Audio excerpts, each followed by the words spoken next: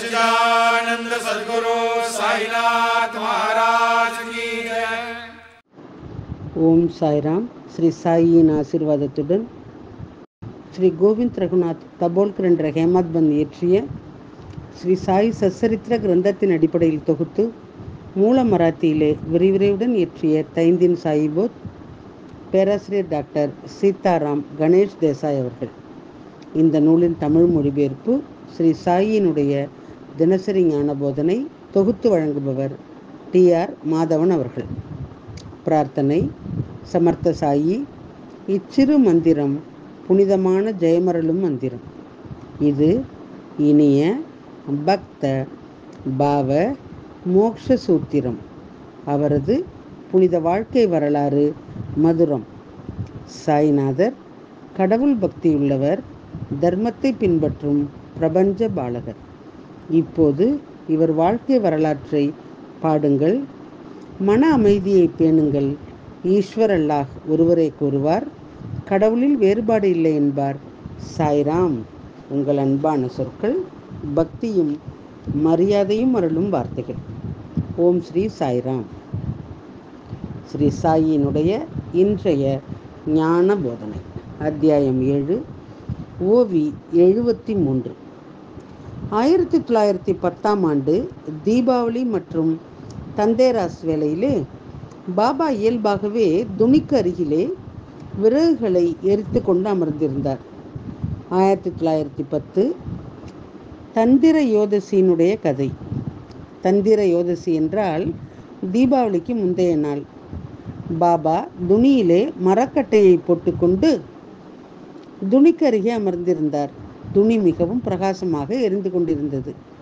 பாபா அமைதியான மனதுடன் அதே துணியிலே கைகளை வைத்து அமர்ந்திருந்தார். பாபாவின் கை எரிந்தது. மாதவ் என்ற அவருடைய சேவகன் ஒருவன் அங்கே அருகிலே அமர்ந்திருந்தான். அவன் உடனே எழுந்தான்.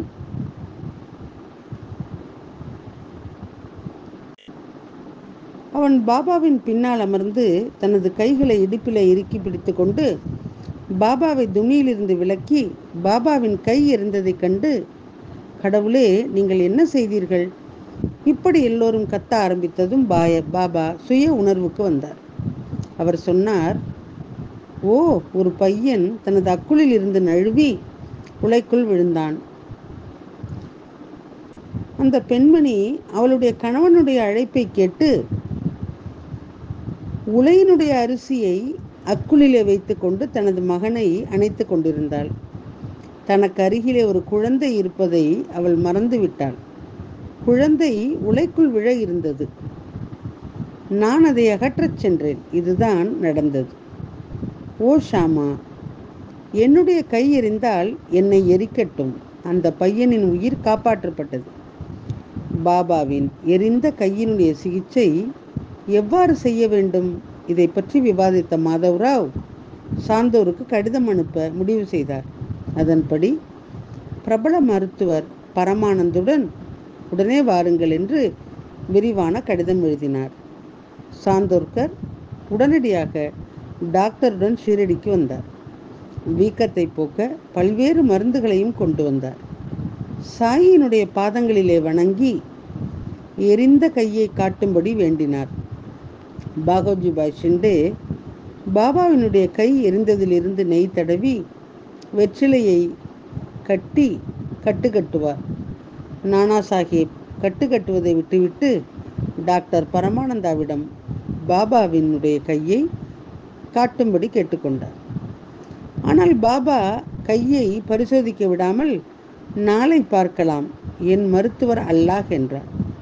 டாக்டர் பரமானந்த் கொண்டு வந்த மருந்துகள் கூட ஷீரடியினுடைய காற்று தொடவில்லை. ஆனால் அவர் சாயினுடைய தரிசனத்தை அனுபவித்தார் என்பது உண்மை. அதன் பிறகு பாபாவினுடைய கையிலே வீக்கம் ஏற்பட்டாலும் பாகோஜி தினமும் காலையிலே கட்டுகளை மாற்றிக்கொண்டு சிகிச்சையை தொடர்ந்தார். பாபாவின் கை குணமடைந்தது. அவரது விருப்பத்தால் தான், பெயருக்குத்தான் நடைமுறைக்கு தீர்வு. பாபாவின் கை குணமடைந்தது. அவரது விருப்பத்தால் தான், பெயருக்குத்தான் நடைமுறைக்கு தீர்வு. ஓம் ஸ்ரீ சாய்ராம். ஸ்ரீ சாயினுடைய தினசரி மற்றொரு ஞான போதனை அடுத்த தொடரில் கேட்போம். சாயியை பணிவோம். சாந்தி நிலவட்டும். ஓம் சாய்ராம்.